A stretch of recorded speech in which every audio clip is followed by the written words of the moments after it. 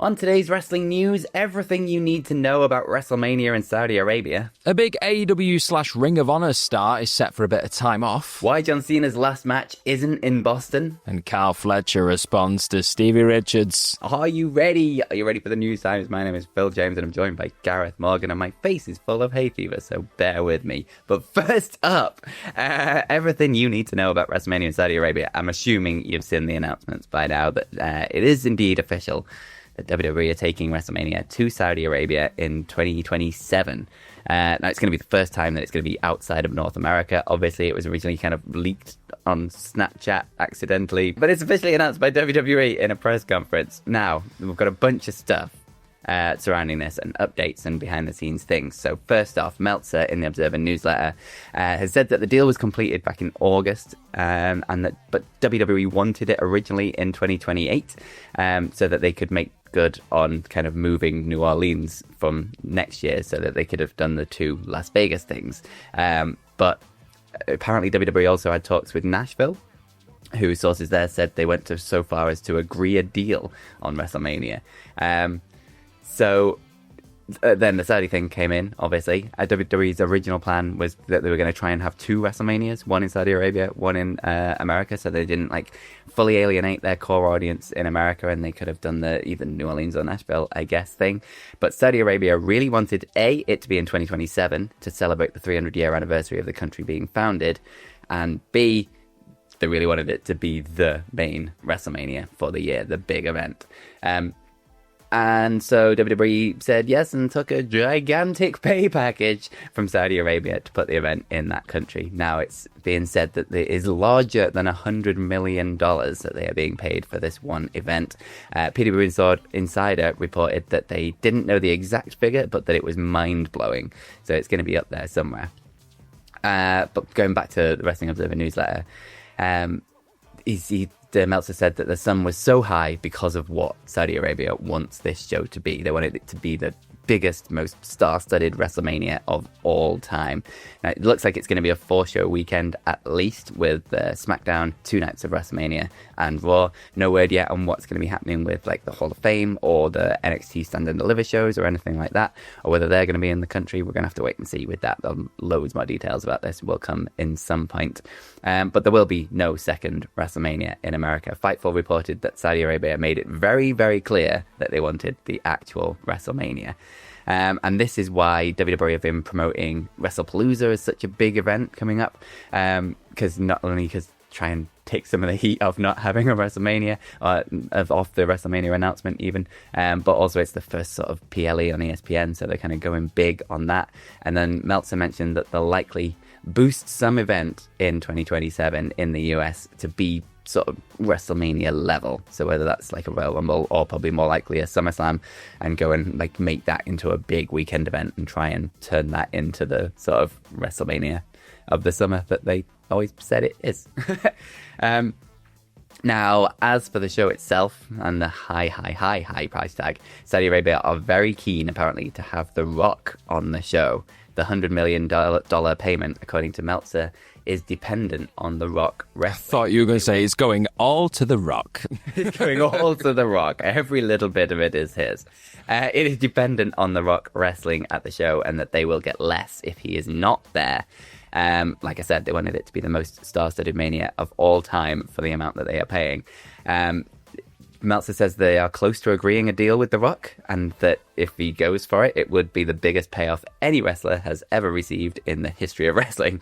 And that Saudi Arabia want him to face either Cody Rhodes or Roman Reigns in the main event, and they're apparently willing to pay for it. They also want Stone Cold Steve Austin, who will be 62 by then. Meltzer said a source within Saudi Arabia stated that either WWE or Austin wants Austin to make sure that he's healthy and sort of physically ready, because they want him for a match. But Austin, on the other hand, has reportedly been very happy with the Kevin Owens match that they did at WrestleMania 38, and he was very content for that to be his last match. He even turned down the cameo appearance at WrestleMania 40 in that big sort of Cody Rhodes Bloodline schmoz thing at the end, and only came out at WrestleMania 41 because it was so close to where he lives. So remains to be seen whether they'd get Austin, but it seems like they're going heavy on The Rock. But there are some things that kind of go against this. That was Meltzer in the Wrestling Observer. Fightful Select have reported that a source told them that any talk of who is on the show is purely hypothetical at this point. The topic of The Rock had not even been broached, though it is a fair assumption, and that neither The Rock or Austin have been approached at this time. So, conflicting reports there from Meltzer and Fightful. Obviously, all of this is still very early days. There's still a long way to go until 2027, and there's going to be a lot more announcements that we will keep you on top of by then. So no firm date for the WrestleMania yet.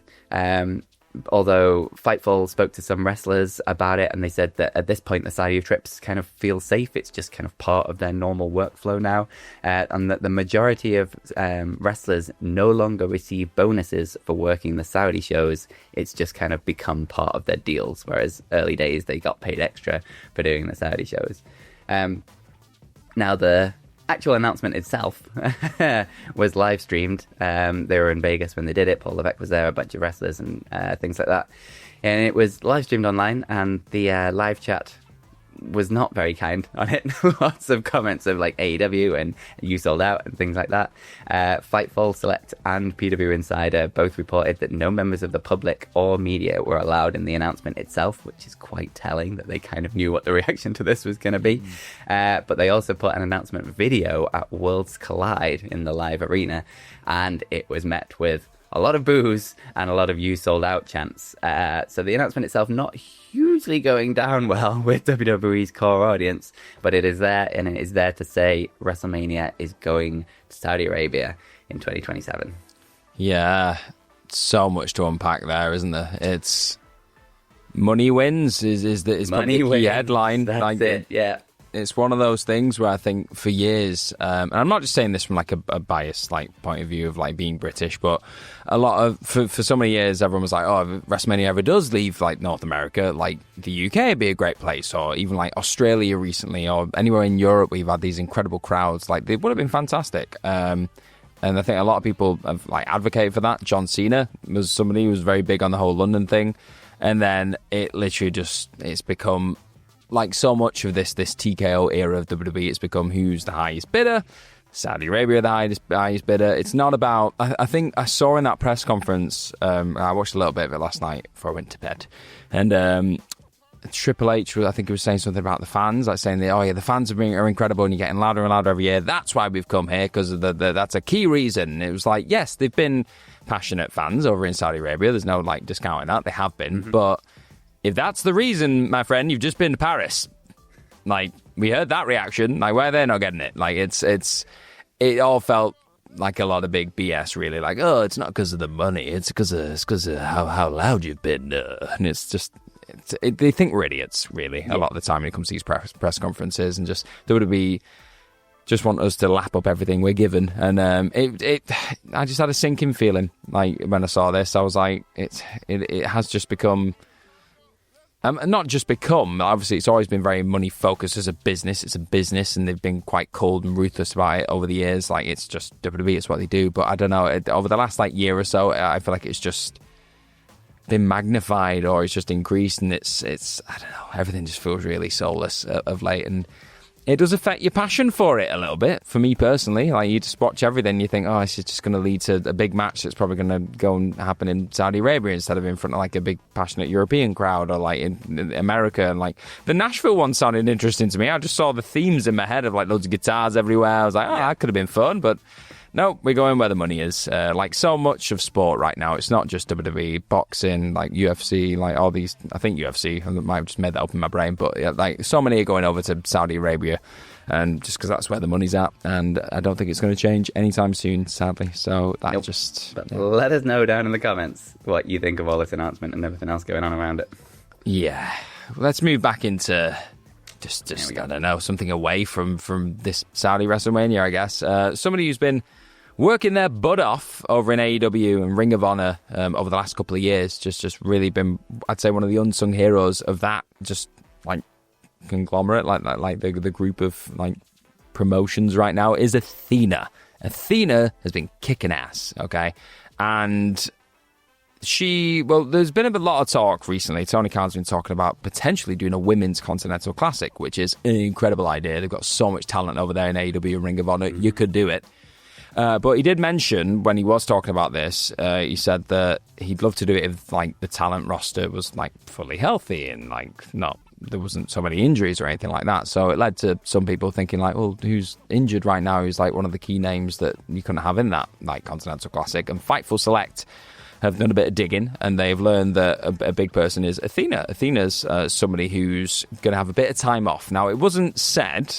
they weren't told that this was like a specific injury or if she just banged up from working her butt off for so long, or if the company were just giving her a bit of time off, which is fair enough. She's been like the champion, the ROH world champion for like 1,000 days, I think it is now. 1,000 days as champion, so she's been working hard. Like, probably deserves a bit of time off. And it was said to Fightful that she'd be out of the ring, out of action for about 5 to 6 weeks. So it's just a month and a half, really, which is, I think, a good, like, fair amount of time off, really, after working that hard. So they'll, like, update as they get more about the situation. But yeah, it's looking like Athena's going to get a bit of well-deserved time off. Absolutely, yeah. She's been kicking ass for a really, really long time now.